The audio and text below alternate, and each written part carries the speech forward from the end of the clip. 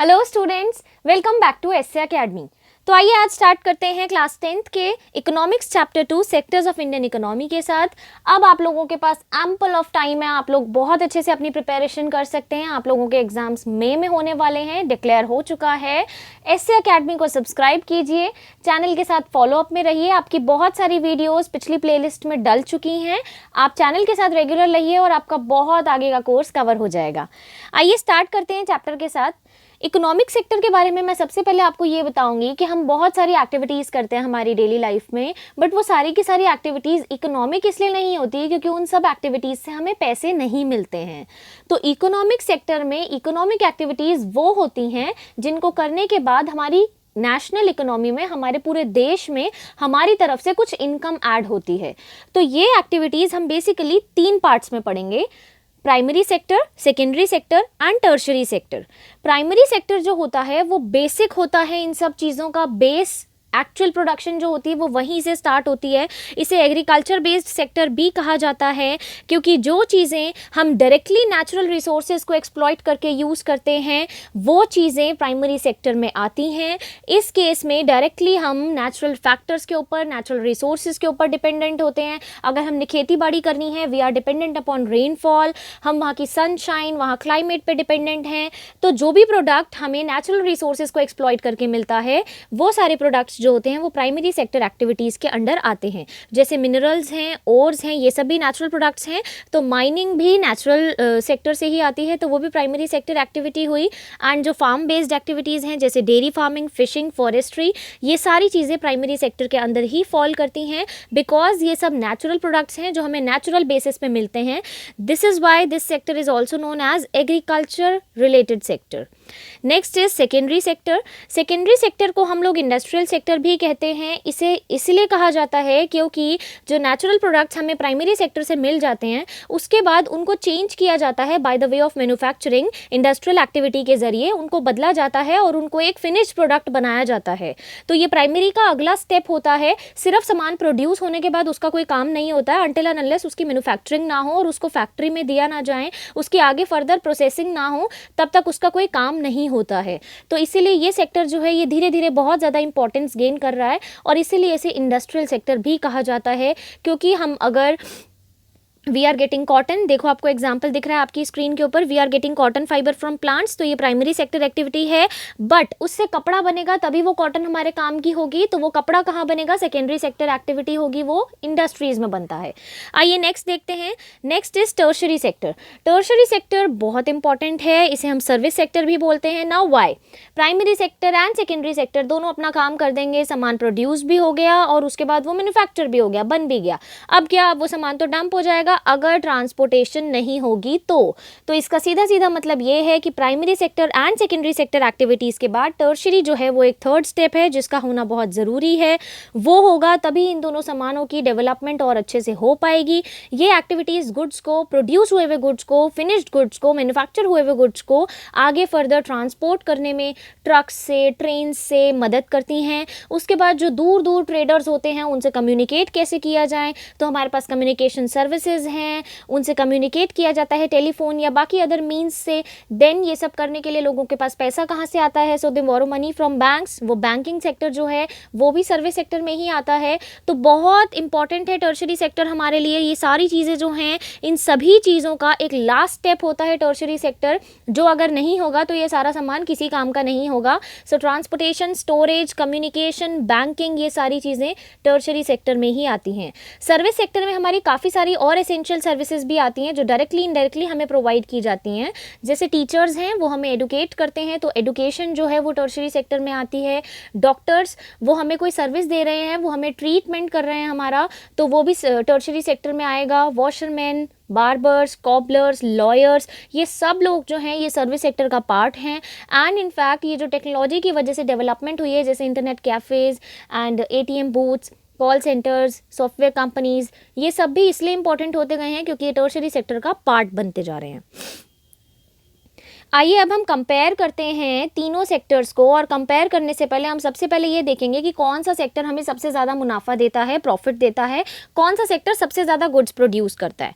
अब इस गुड्स को कैसे गिना जाए, तो ये तो बहुत बड़ी प्रॉब्लम है। सबसे पहले सपोज कीजिए वीट उगाया फार्मर ने, हम पहले वहाँ पे उसकी कॉस्ट गिनेंगे। उसके बाद सेकेंडरी सेक्टर में उस वीट से जो है बिस्किट बना, अब हम उस बिस्किट की कॉस्ट गिनेंगे। देन वो ट्रांसपोर्ट हुआ, फिर हम उसके बाद उसकी ट्रांसपोर्टेशन में जो खर्चा आया टर्शरी सेक्टर में उसकी कॉस्ट गिनेंगे। तो इस तरीके से डोंट यू फील कि जब हमने बिस्किट की कॉस्ट गिनी तो बिस्किट के जो मैनेजर था उसने वो जो वीट खरीदा उसकी कॉस्ट भी उसमें इंक्लूड करी होगी। तो इस तरीके से तो हम डबल डबल कॉस्ट को इंक्लूड कर लेंगे। तो इसीलिए हमारे पास एक सोल्यूशन होता है। And what is the solution, कि हम फाइनल गुड को काउंट करते हैं। फाइनल गुड वो गुड होता है जो कंज्यूमर के हाथ में आ जाता है, जिसे हम कंज्यूम करते हैं, यूज करते हैं।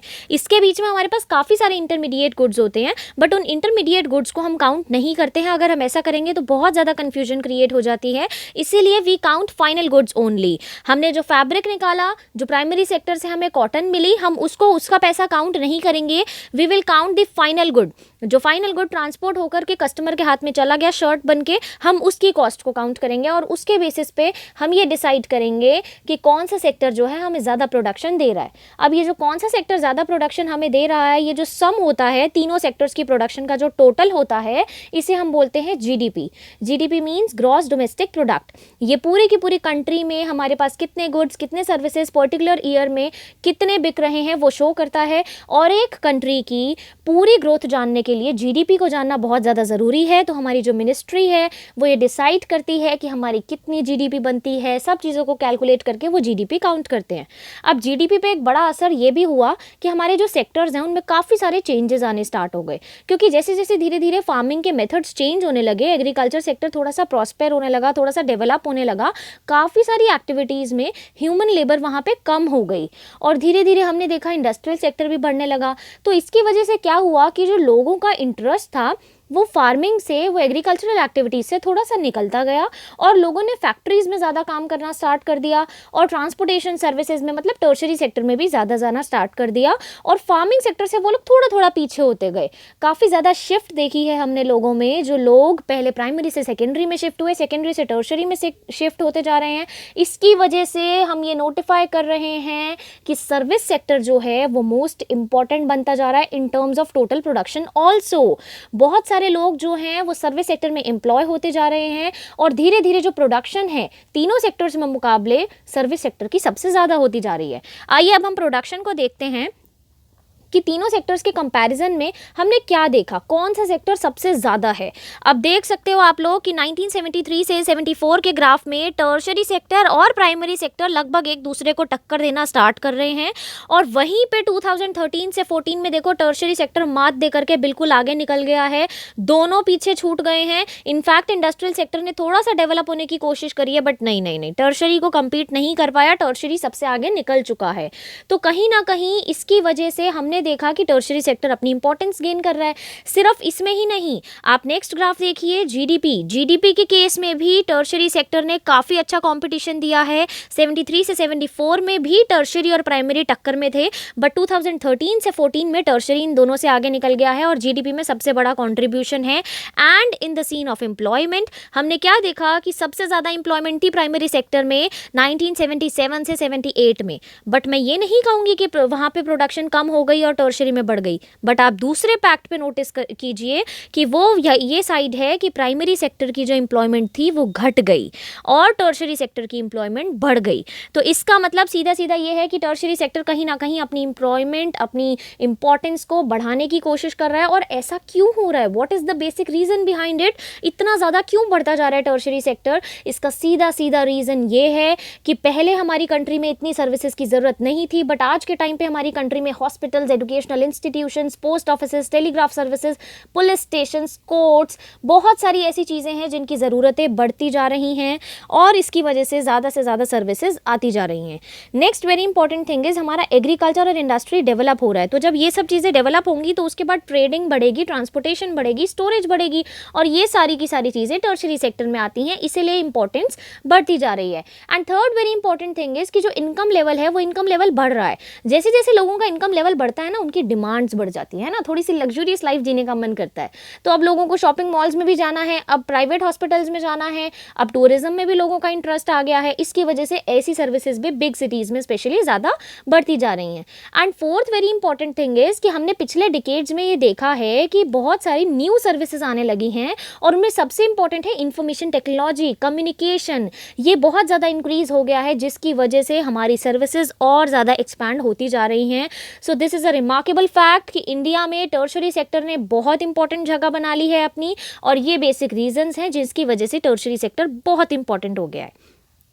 बट अब क्या है कि अच्छी बातें हैं तो बुरी बातें भी होती हैं। अब ये प्रॉब्लम है कि ये अनएम्प्लॉयमेंट भी बढ़ती जा रही है धीरे धीरे।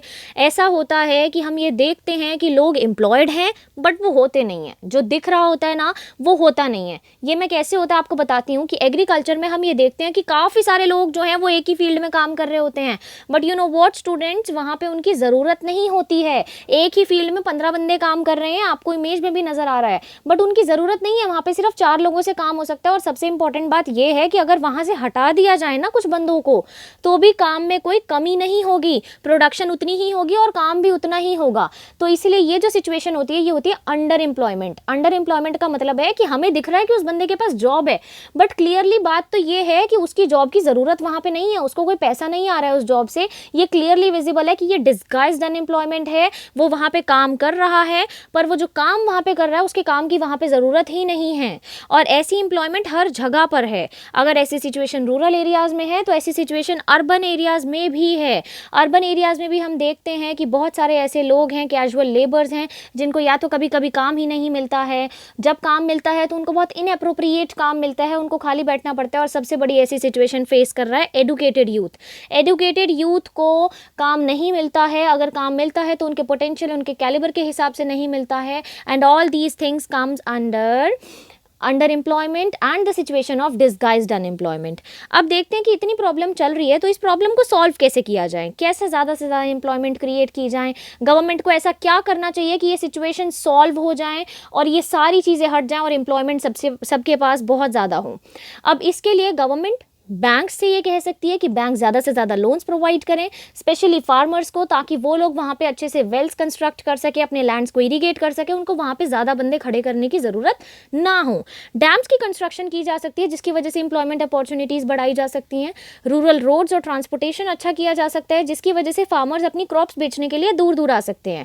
लोकल बैंक्स जो हैं वो क्रेडिट पे लोगों को सामान दे सकते हैं जिसकी वजह से उनकी एक डेट ट्रैप वाली सिचुएशन भी बचेगी, वो कर्जे में भी नहीं फंसेंगे और उसके बाद उनको एम्प्लॉयमेंट भी मिलेगी। वहां पर गवर्नमेंट प्रमोट कर सकती है, छोटे छोटे एरियाज में इंडस्ट्रीज को बनवा सकती है, जैसे दाल mill, cold storage, honey collection centres, ऐसी चीजें बनवा सकती है जिससे लोगों को काम मिले।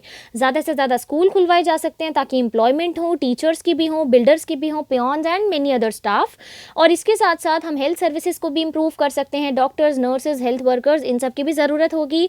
IT सेक्टर की सर्विसेज को इंप्रूव किया जा सकता है। सेंट्रल गवर्नमेंट में इंडिया में ये कोशिश भी करी थी कि राइट टू वर्क को इंट्रोड्यूस किया जाए, और ये राइट टू वर्क इंट्रोड्यूस हुआ भी था। इंडिया के 200 डिस्ट्रिक्ट्स में ये इंट्रोड्यूस किया गया था। Mahatma Gandhi national rural employment guarantee act of 2005, MG NREGA, जिसने सबको राइट टू वर्क दिया। इस एक्ट में जो लोग काम करने के लिए एबल थे, कर सकते थे और जिन्हें ज़रूरत थी काम की, उनको 100 दिन की एम्प्लॉयमेंट दी गई थी गवर्नमेंट ने। और उसके बाद ये गवर्नमेंट की ड्यूटी थी कि अगर वो किसी को एम्प्लॉयमेंट नहीं प्रोवाइड कर पाई है तो गवर्नमेंट ने उन लोगों को पैसे दिए थे, उन्हें कॉम्पनसेट किया था कि वी आर वेरी सॉरी, हम आपको काम नहीं दे पाए। तो यही सब चीज़ें जिसकी वजह से सरकार लोगों तक काम पहुंचा सकती है, एम्प्लॉयमेंट पहुंचा सकती है। नाउ अब हम देखते हैं कि जो सेक्टर्स हैं वो डिवाइडेड है ऑर्गेनाइज्ड एंड अनऑर्गेनाइज्ड दोनों तरीके से।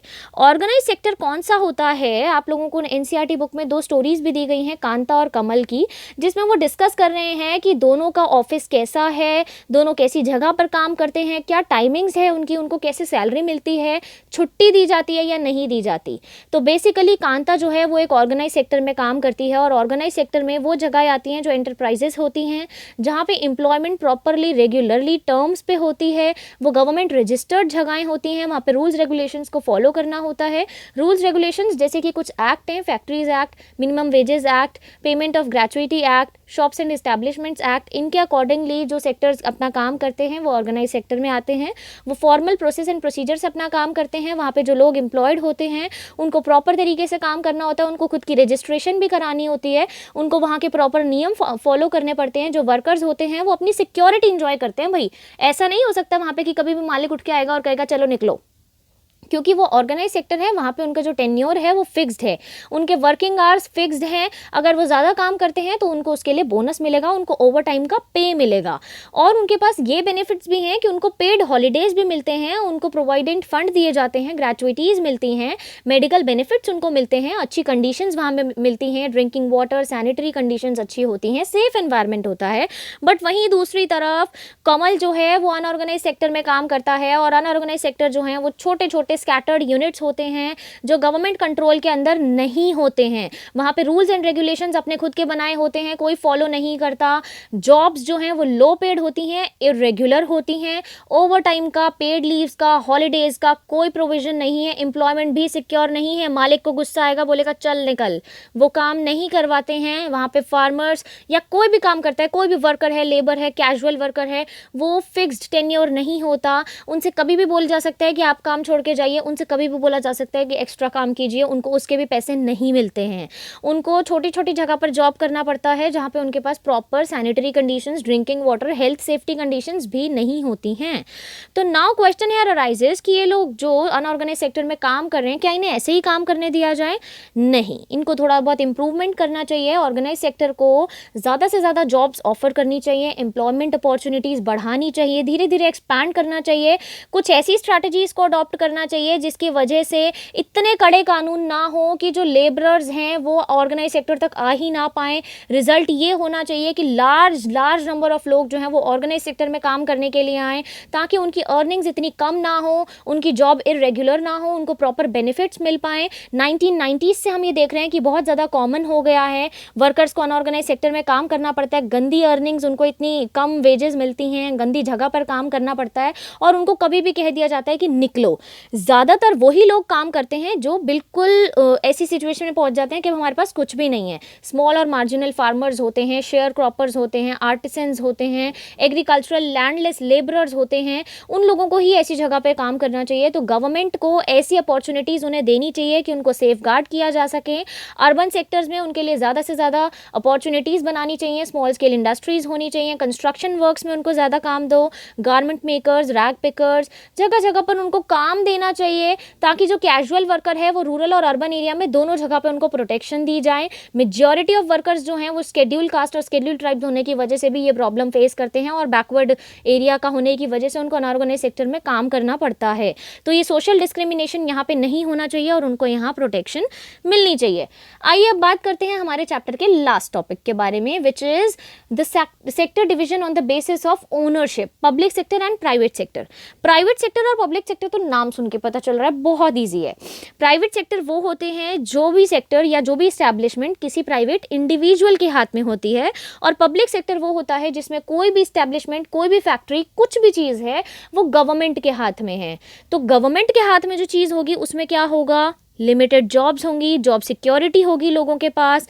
इनफैक्ट वो जो काम करेंगे वो रीजनेबल कॉस्ट पे करेंगे, और वो काम सिर्फ वेलफेयर के लिए करेंगे, वो सिर्फ सोशल वेलफेयर के लिए करेंगे। उनका ये मकसद नहीं होगा कि हमें मुनाफा चाहिए, हमें प्रॉफिट कमाना है, नहीं, उनका ऐसा सोचना नहीं होगा। गवर्नमेंट को सपोर्ट करना है तो गवर्नमेंट ऐसी ही चीज़ों में सपोर्ट करेगी जहाँ पे वो जनता का फ़ायदा कर सकें, जैसे इलेक्ट्रिसिटी, वाटर, ये सारी चीज़ें जो हैं ये गवर्नमेंट के हाथ में होती हैं, ये पब्लिक सेक्टर में आती हैं, क्योंकि एक तो यहाँ पे जो सर्विस दी जाती है लोगों को वो रेगुलर होती है, दूसरा यहाँ पे जो काम करने के लिए लोगों को रखा जाता है उनकी जॉब सिक्योर होती हैं, गवर्नमेंट के हाथ में होता है तो वो लोगों के लिए वेलफेयर के लिए काम करते हैं। जो यहाँ पे सर्विसमैन होते हैं उनकी एज का टाइम पीरियड भी फिक्स होता है।